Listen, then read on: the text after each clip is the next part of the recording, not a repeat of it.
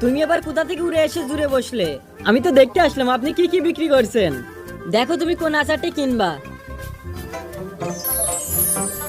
আরে না ভাই, আমি তো কিনবো না। তাহলে তুমি এখানে কেন দাঁড়িয়ে আছো?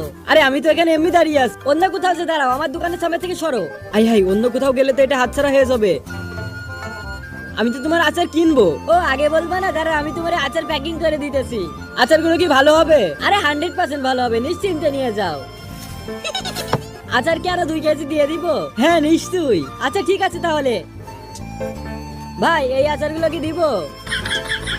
এগুলো কেমন দেখতে? এগুলো কি খেতে ভালো লাগবে? কি বলছো তুমি? ভালো লাগবে না মানে? এই দেখো বাটিতে রেখে দিচ্ছি, খেয়ে দেখো। দেখে তো মনে হচ্ছে 10 দিন আগের বাসি খাবার। আরে মিয়া একবার খেয়েই দেখো। সত্যি তো অসাধারণ লাগতেছে।